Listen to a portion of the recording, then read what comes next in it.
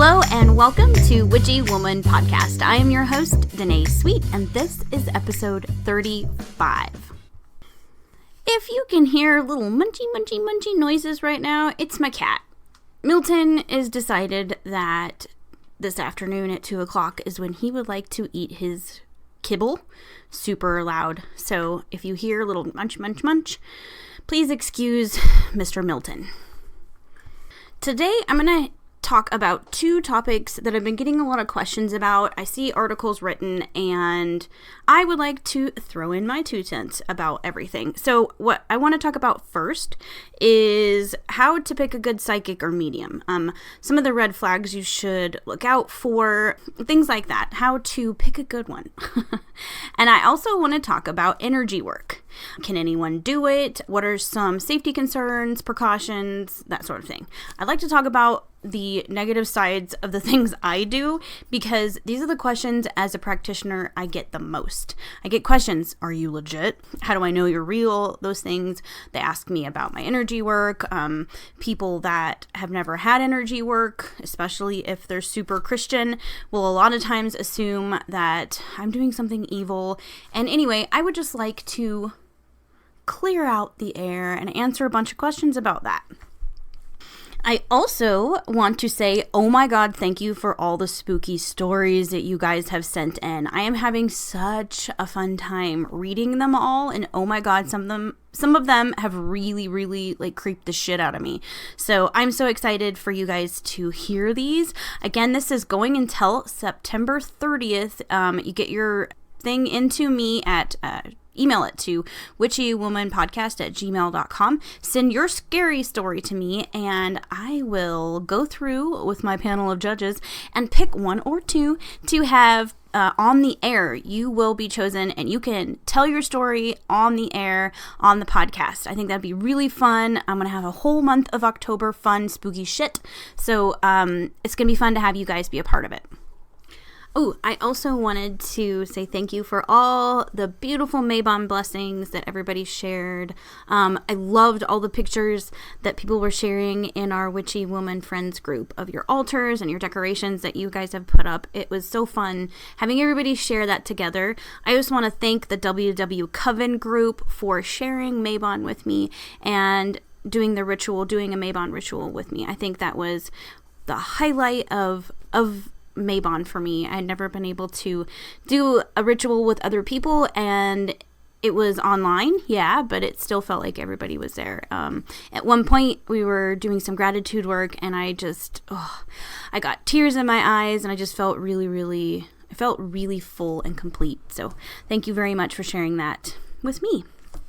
All right, let's get on to psychics, mediums, and how to choose a good one. I want to start off with some red flags. Let's start there. So say you have picked a psychic, you went to a psychic fair, or you're driving down, you're in a touristy place and you're driving down, you see the psychic sign and you go in. Okay, here's some red flags for you to notice. Just kind of start going, really? And if your intuition says get the hell out, get the hell out. That's kind of my number one rule. I don't care how legit they seem or sound. If my gut is just telling me you should get the hell out of here, then I bounce. So always trust that first. Number one, if you sit down and at any point in the conversation, they say you're possessed or cursed, and for X amount more money, they can clear you of the spirit that's tormenting your soul, then I would run.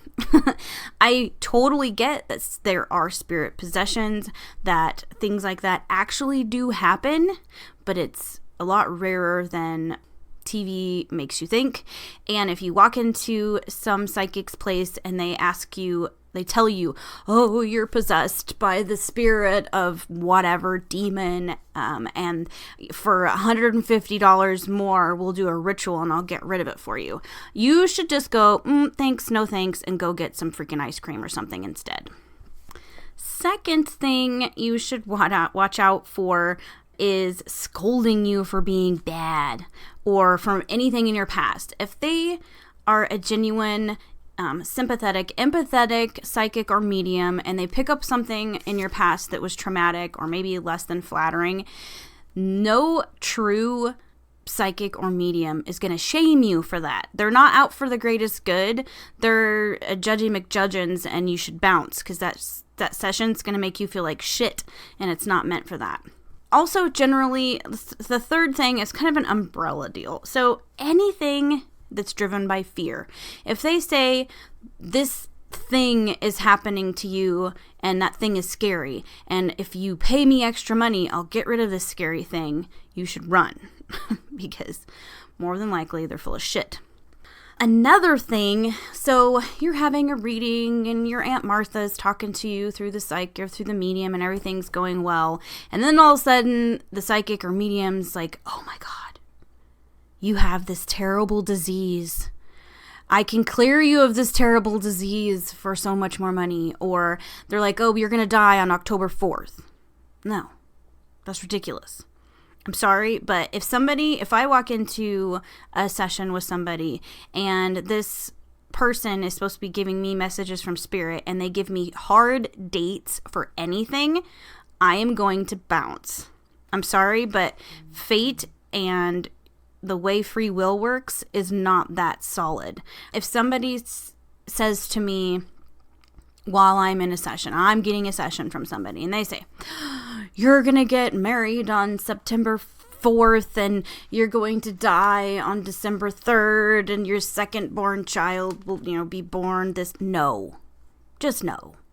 I literally would tell them they're full of shit, and I would walk out. Be like, this is wrong. Like, you shouldn't be doing this to people. You're scamming people, and that's what makes the rest of us look bad, is when there's people like that out there being shitty. So if they give you hard dates, walk away. So basically anything that they give you an easy button for. So if they're talking about, if you're in a session and you ask them, can you tell me anything about my health? And they say, oh my God, yes.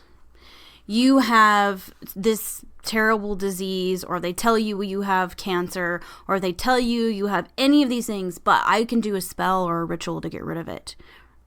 Run and report them as being fraudulent. Friggin' blast them on Facebook, do something, because there's no easy button for anything in life. I'm pretty sure that if there was an easy button, I'd have used it by now, and I have not found one. For true spiritual growth, for true healing, any of that stuff is never easy. If they give you an easy button, or the equivalent of an easy button, bounce. If they guarantee anything, I guarantee you're going to fall in love next month. If I guarantee that you're going to get pregnant in 2 weeks. If they guarantee anything, it's a red flag. Like I said, free will and the way life flows is way too unpredictable. They may have this snapshot in their head of what's going to happen in that moment, but that can change with the next decision you make. When you walk out that door and go left instead of right, that's another decision, and that entire thing that they decided to predict to you could be absolutely wrong. It also puts you in a position where you now have expectations to fall in love by next week or month, and that's not fair. If any psychic medium asks you or pressures you into more readings, oh, come back in 2 weeks and I'll give you another reading. Come back in a month and I'll give you more reading. You should probably run. That is something that I've actually turned down more readings because of that. People will come in and they will get a reading from me. For whatever reason, they need a little guidance or whatever. I will give them a reading, and I do not see somebody in a month. I would rather not see you in 2 months, because it's probably going to be the same message. Unless you've made a drastic life change or something serious has happened to you, the messages aren't going to be much different from month 1 to month 2. I have a particular client that would love a reading every week, and I think it's more because I'm entertaining. I'm like his circus monkey. I have had to tell him, please do not contact me again for a reading for another 4 months, because I know this person isn't doing the work that spirit is telling them. So a lot of times for me, they're spirit guided. So people will ask me guidance, or what does spirit have to say about this? What does my deceased mother have to say about this? So I will give them messages, and it's not always, super pretty and fun messages. It's work, soul level work that you need to do, that spirit would like you to do. If you don't start it, if you don't work on it, if you don't make any changes that spirit has suggested, the reading is going to be the same, and it's not fair for me to take your money for the same damn reading. It feels very unethical to me, so I will tell you no. Typically, I would rather not see clients. The most frequent span would be every 3 months to me. I think every 3 months we have a little bit of different seasons are starting to change. In 3 months, weather gets different. The stars are different. Everything changes in 3 months as far as that goes. So I think that is a fair cycle. But again, if I know the client well enough to know that nothing's going to change, then I will just tell them I will try to put them off as long as possible because I feel it's unethical. Let's see. Oh, another red flag. Okay. If you're sitting in an hour session and the entire session has been, butterflies and rainbows and roses, if all the messages from spirit or your loved ones have been positive and fluffy bunny shit, it's probably you're just getting told what you want to hear. This person knows exactly what you want to hear and is telling you that, as opposed to what spirit tells you, which is what you need to hear. So if it's been the most untraumatic, you haven't cried, everything's been woo happy, then it's probably a red flag. For me, that would be a red flag. Be like, well, spirit's never fluffy bunny for me. There's been some positive stuff, but it's usually something to work on, something to help your soul evolve. Okay, and here's a pet peeve of mine. If somebody comes into me and wants a reading from me, and the first thing they ask is, and this is a lot of clients ask this, they ask, what are the names of my spirit guides? Are they female? Are they male? What do they look like? That sort of stuff. I do not do that. I don't do dates. I will not tell you when you're going to get married or die. I'm not going to tell you any of that. I'm not going to predict any of that because that's wrong and unethical. It creates expectations, and for me to change your thought processes is wrong. So an example of that is if I told you you were going to die next week, that changes a lot about how you make decisions. If I told you you were going to get married 2 months from now, the love interest that you're with right now, you're going to push them for marriage. Whether you wanted it before or not, now you're going to be like, yeah, let's get married. I'm going to push you now. Or you're going to drop them because you don't want to get married. You know what I mean? So it creates a whole subset of expectations that the client does not need, and it's not fair for the psychic medium to put those on the client. So no hard dates. Not going to predict shit for you. I'm also not going to give you the names of your guides. That is a deeply personal thing. What you decide your guides' names are and what you think they look like should be 100% you. Not a psychic. Nobody should tell you that information. I will tell people, yes, you have a beautiful spirit team, because they will talk to me. They will talk to my guides. Your spirit guides will. That's a lot of times how they communicate, or how I get information is spirit guide to spirit guide communication. But I'm not going to say one of your spirit guides' name's Bob. He's got a beer belly and a mustache.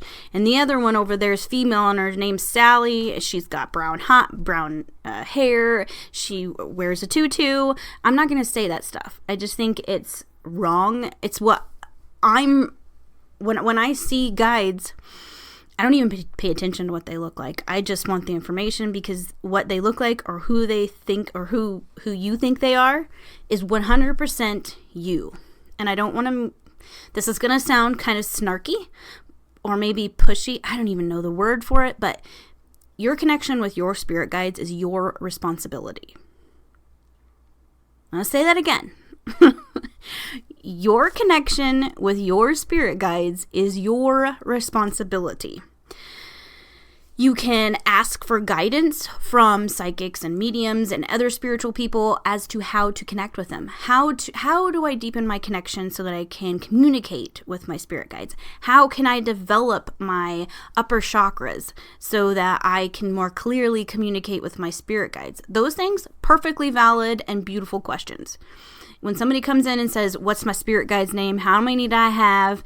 And, all that stuff, I just tell them, you know what, it's not something that I do. That's a personal connection between you and your guides. And that's something that, again, there's no easy button.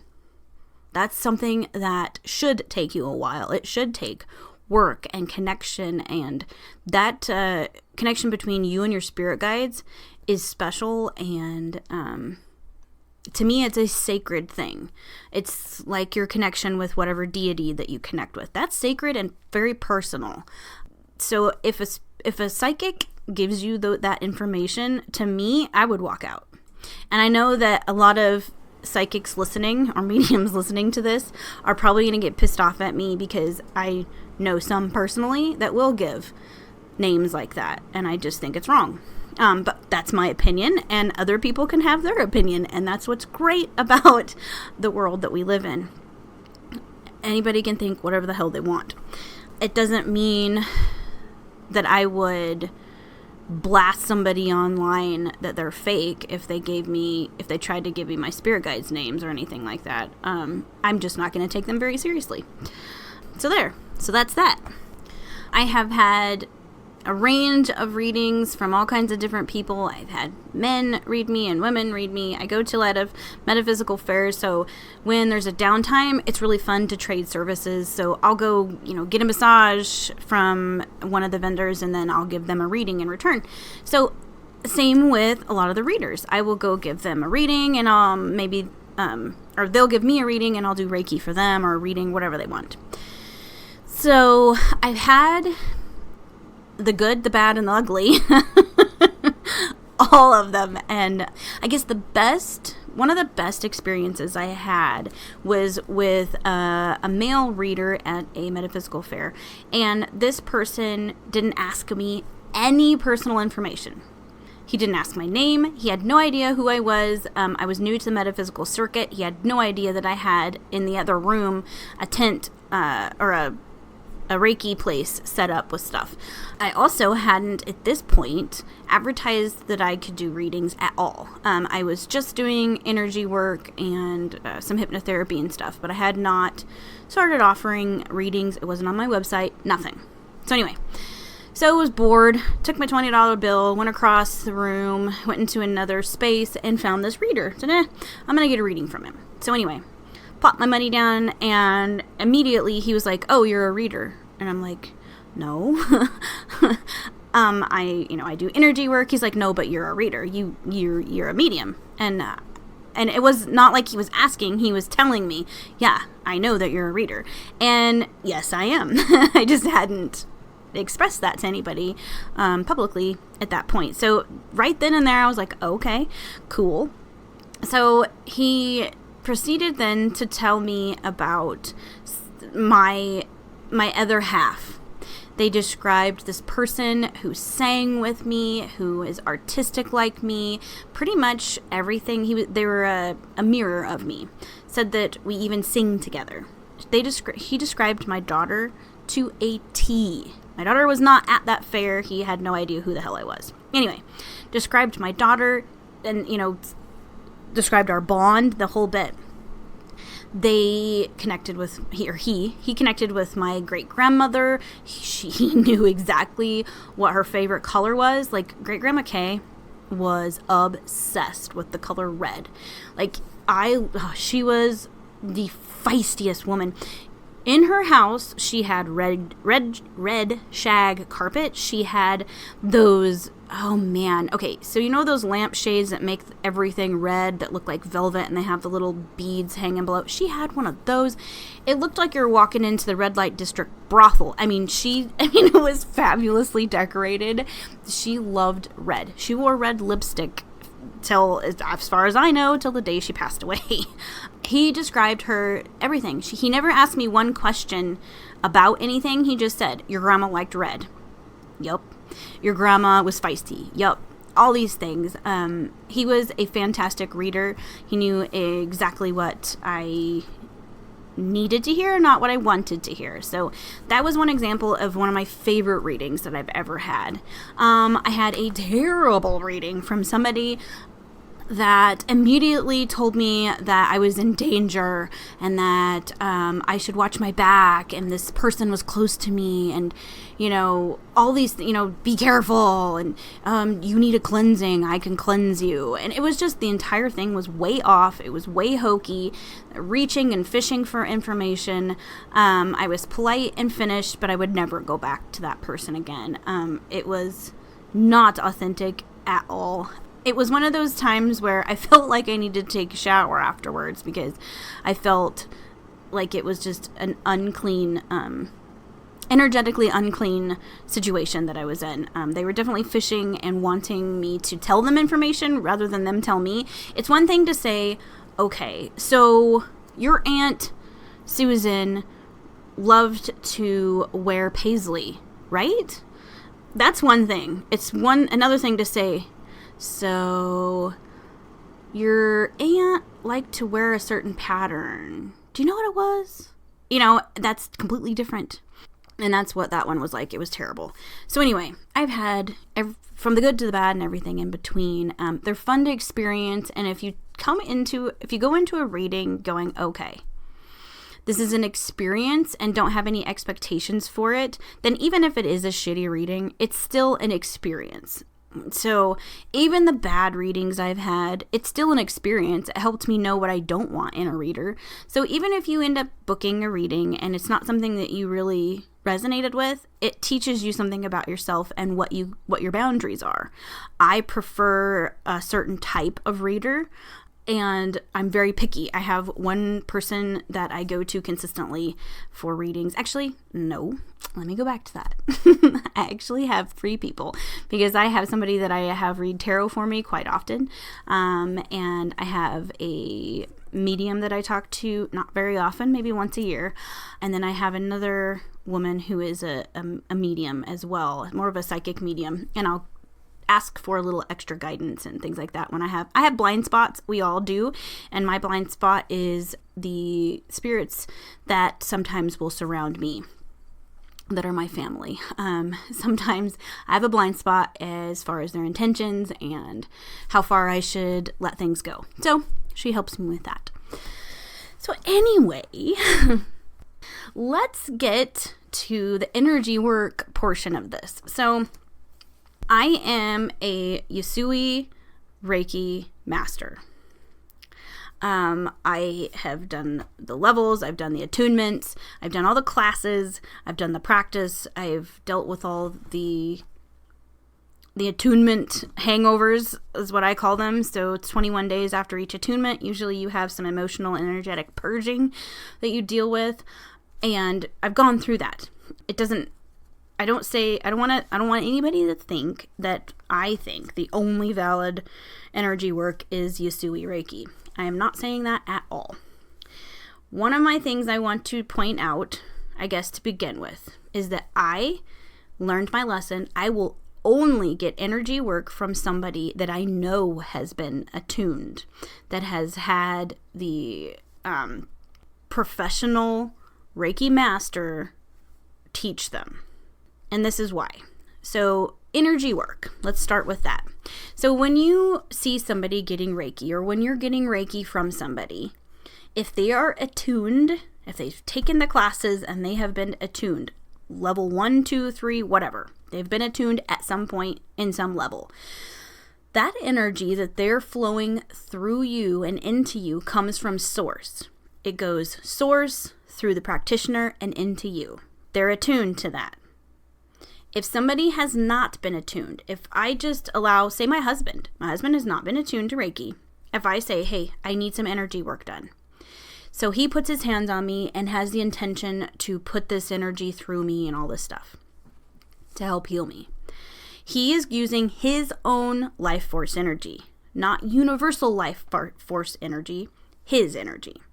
If he is doing that, then I now get all of his baggage, his negative thoughts, anything he has that's not pure is now into me. No matter what his intentions are, it's going to flow in through him, through his hands, and into me.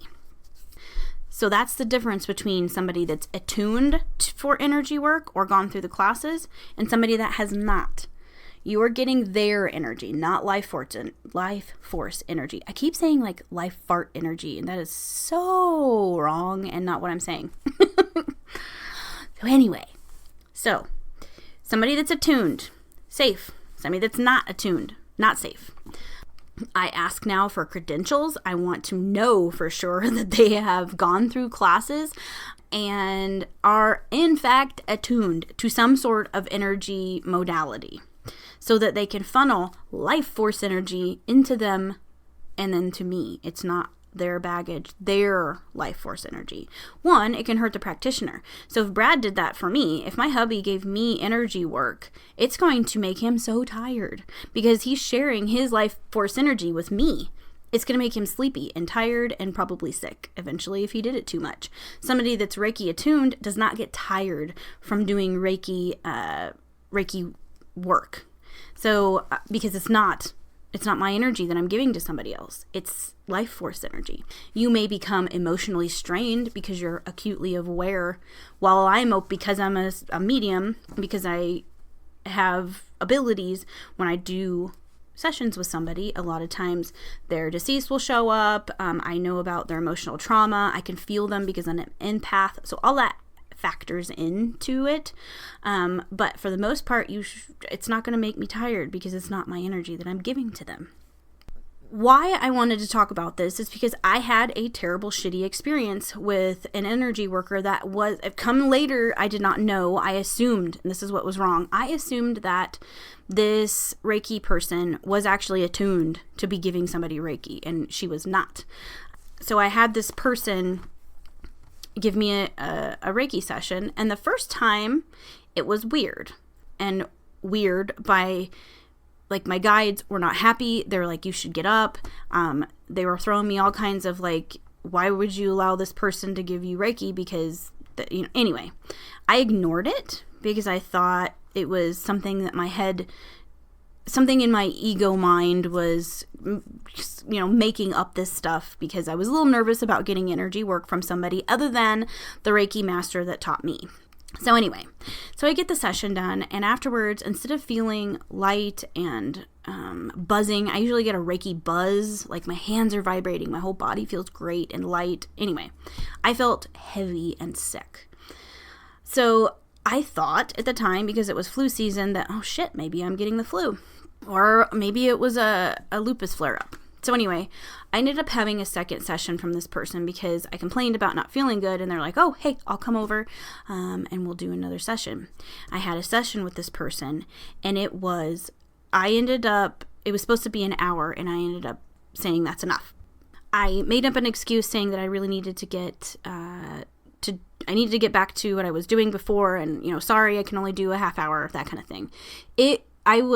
I'm acutely aware that this person was channeling very ill intentions to me. My guides were all up in arms. It was terrible. I went to the bathroom and threw up afterwards. And from that moment on, I severed ties with that person for good. Every tie that I could possibly think of in this material world, the physical world, I got rid of, and then I cut cords later that night. Long story short, found out that person did not have the best intentions, it sounds like a stupid movie, but she was working in conjunction with somebody else who did not want my shop in the town that I had it in, because I don't know why. I don't care about their whys. All I know is they were doing bad things. I found out later on.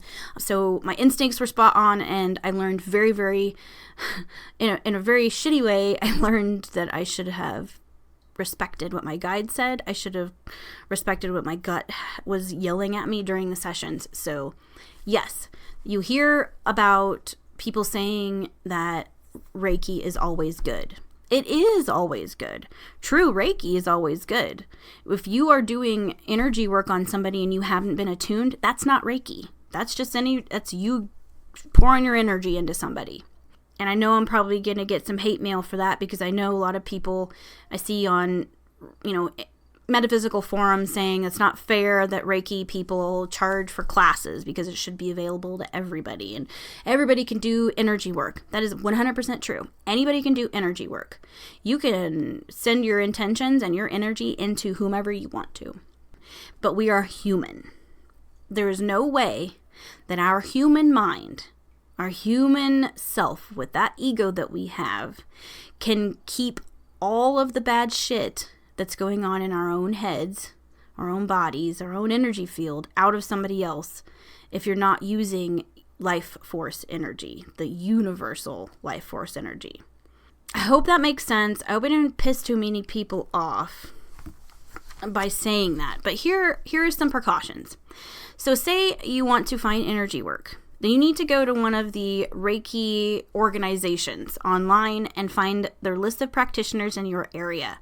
Those people have been trained and certified through an organization. They've paid their dues. They have had their lineage verified by that organization. So whatever kind of Reiki you're looking for, or whatever kind of energy work you're looking for, go to a parent organization. So the Reiki, what is there? There's a couple different ones. There's a International Reiki Association page. There's one local to the US. I'll post all those so that you guys have the links to legitimate practitioners. That's number one. Find a legitimate practitioner by going through an organizational page. 2, if you're in a town and you can't find anybody that's on any of those pages, but there is somebody that's advertising that they do some kind of energy work, ask for their credentials. Where did you get attuned? Who attuned you? And then you can go find that person and find out if they're legit or not. That's something that I should have asked when I first encountered this person offering to do energy work for me. So that is a very, common thing. A lot of people that do Reiki or have been attuned don't want to pay the $40 or whatever it is to get into the organization to get listed. So they may very well be legit. They're just not a part of the organization. So just, politely ask, may I please have your credentials? If they say no, that's a red flag, and don't go get energy work from them. If they get butthurt about it and still give you some kind of name, but they're, acting like, it's a big deal, or they're butthurt about it, then I would not go to them. When you go into somebody's place, so say there's a Reiki center or a holistic healing place, whatever, their wellness center, their space that they're going to do Reiki. If you walk into that place and 1, it's dirty, 2, you get a bad feeling, or you're uncomfortable at all, if you need to feign some kind of excuse, say, oh my gosh, I really don't feel good, I'm getting nauseous, can I please reschedule, I have to cancel, whatever. Make an excuse and get out of there if you're uncomfortable at all. It should not make you feel uncomfortable. It doesn't mean that person's bad or whatever. It may not mean that at all. It just may mean that their energy doesn't resonate with yours and you need to find a new one. One of my pet peeves, and I know this is going to make some of my fellow Reiki practitioners upset. One of my pet peeves is that some Reiki practitioners will treat it like a mediumship session. They'll start working on you and go, oh, your Uncle Charles is here and he would like to tell you this or this or this. To me, I didn't come in there for a mediumship reading. I would like you to focus all of your intention and all of your attention on my body and on my energy, please. So if I go to a session and they start that shit, usually I will never go back. I've had one do it. They weren't spot on, but they weren't super off either. But it's not something, I didn't come in there for that. It also it irritates me because it sets a bad precedent for the rest of the Reiki practitioners that do not do that. Reiki was not meant to be an entertainment modality. It's a wellness modality meant to help facilitate healing and wellness. And to me, it just irritates me because I've had a lot of people come in that are Reiki clients for the first time, and they've had one of those practitioners that want to show off their mediumship skills or try out some mediumship skills, and they will start giving them a reading while they're doing their Reiki, and they expect me to do it. Well, that's a separate appointment, and it's uncomfortable. It makes me feel really bad that I have to kind of deter that kind of behavior or expectation within my practice, because that's not something I do. If you want a mediumship reading, I can totally book a separate session for that, but I want to focus on your aura, what your chakras look like. Let's see if you've got any kind of byoki going on. Let's move that out of there. Those kind of things. That's what my intention is on while I'm doing a Reiki session. So that's one of my pet peeves, and that may not be for everybody, because for some people that's cool. You get a 2-for-1. But for me, that's not. I didn't go there to get a mediumship reading. I would like you to heal. Help me heal myself. Let's move some energy around. And I know I'm going to get some hate mail for that. And I'm sorry that my opinion pisses you off. So I hope that was all information that you could use. I hate being negative about the things that I do, because it casts a shitty shadow on mediumship and energy work, and it already has baggage that people carry when you even hear the words Reiki or energy work or psychic medium. But I wanted to just talk about it. I think the more that we have good information out there, and that we are able to talk about the shitty side of stuff, the better things will get. It is irritating that there are fraudulent practitioners for energy work and fraudulent practitioners that claim to be psychic mediums. It makes it really hard for the rest of us to get clients and to make a living at this when people already have a shitty view of what you do. But the more we educate, the better things will get. So I hope that these red flags and these things that I pointed out are something that you can use now when you are picking a psychic or medium or energy work practitioner. If anyone has any questions about any of what I've talked about, please, or the hate mail, come on, I know there's some of you going to want to, email me at witchywomanpodcast@gmail.com. You can DM me on Instagram at witchywomanpodcast. Please join our Facebook page, Witchy Woman Podcast, and then go to Witchy Woman Friends and hit join. That group is badass.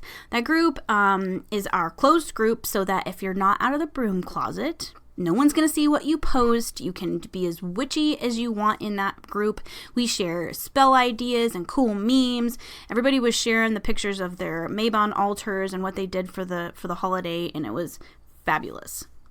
So if you have not yet, please join. It's completely free. Witchy Woman Friends on Witchy Woman Friends on Facebook. And I know I spoke about it earlier, our WW Coven. So that is a private group of people that have subscribed to one of our tiers on our Patreon page. That is patreon.com/witchywomanpodcast. I'll put the link in the group in the notes, but that is a page where you can go and support the podcast. I believe the tiers are like $1 through $10, but that's a monthly contribution, and that any of those tiers gets you into the WW Coven.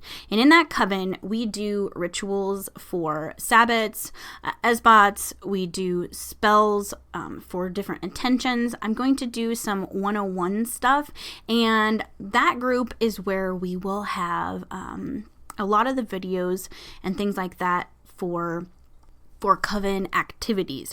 So because we can't all meet in the same physical place, we're all over the world, this is a really fun group that are kind of dedicating themselves to being or living in a more nature-based fashion.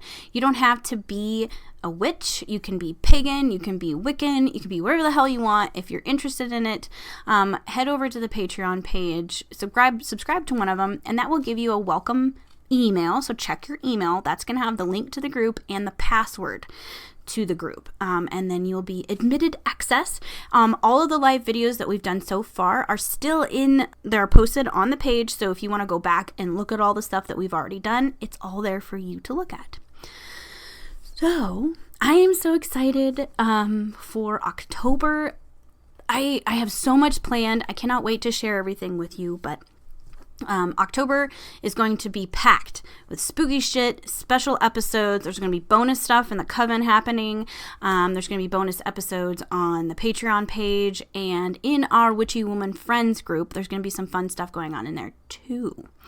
So, if you have anything you would like to say to me about this episode, good or bad, please feel free to email me. I will promise I will not get pissy. I will take constructive criticism as eloquently as I possibly can. All right. So until next time, stay witchy. Bye-bye.